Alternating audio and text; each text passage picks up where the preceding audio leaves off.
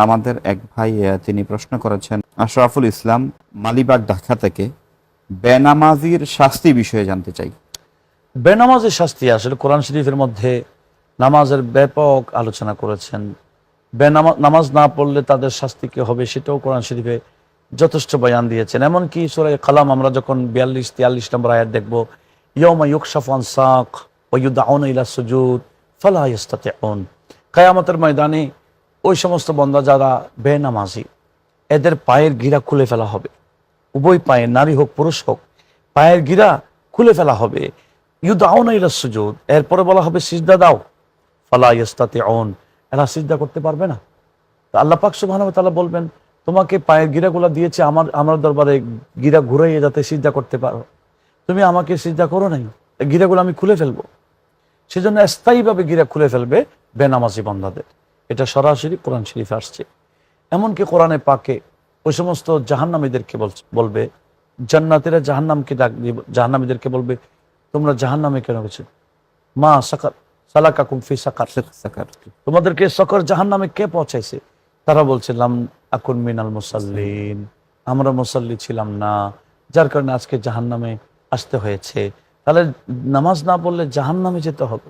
এমনকি হুজুর পাক সাল্লাল্লাহু আলাইহি ওয়াসাল্লাম ইরশাদ করেছেন, প্রত্যেকটা নামাজ, প্রতি ওয়াক্তে নামাজের জন্য আমার আল্লাহ বান্দাকে যারা ইচ্ছা করে নামাজ ছেড়ে দেয় 80 হুকব জাহান্নামে জ্বালাবে।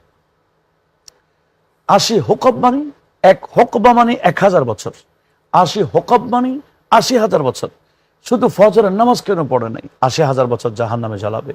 জোহরের জন্য আবার 80,000, আসরের জন্য, মাগরিবের জন্য 80,000, 80,000, 80,000-এ 4 লক্ষ বছর হয়। শুধু একদিন নামাজ ইচ্ছা করে কেউ যদি তরক করে, একদিন নামাজ 5 ওয়াক্ত তরক করলে 4 লক্ষ বছর জাহান্নামে জ্বালাবে। এটা কি এই বাংলাদেশ বা দুনিয়ার হিসাব, যেটা হ্যাঁ, 365 দিনে এক বছর, এটা এক হুকম মানে 1000 বছর, সেটা 1000 বছর। তাহলে 80 হুকম মানে 80,000 বছর। এভাবে 4 লক্ষ বছর শুধু একদিন নামাজ না পড়ার কারণে জ্বালাবে। আর যারা বছরকে বছর পড়ছে না, একটু তো কল্পনা করা দরকার, চিন্তা করা দরকার যে কি অবস্থা যে হবে। এমনকি হাদিসে পাকে বেনামাজিদের শাস্তি বয়ান করতে গিয়ে হুজুর পাক সাল্লাল্লাহু আলাইহি ওয়াসাল্লাম বলেছেন, কিয়ামতের ময়দানে বেনামাজিদের চেহারা কালো শূকরের মতো হয়ে যাবে, চেনা যাবে এরা বেনামাজি ছিল। সেজন্য আর যারা নামাজ পড়েছিল, এদের কোফাল থেকে, চেহারা থেকে, হাত থেকে একটা নূরানি প্রকাশ বের হবে, মানুষ বুঝতে পারবে এরা নামাজি ছিল। এভাবে যদি বলতে যাই তাহলে অনেক সময় লাগবে। বেনামাজিদের শাস্তির ব্যাপকভাবে রাসূল পাকে বয়ান দিয়েছেন। আল্লাহ আমাদের সবাইকে, নিজেদের ফ্যামিলিদেরকেও নামাজি বানাবার তৌফিক দান করুন। আমিন আমিন। চমৎকার বলেছেন মুহতারাম।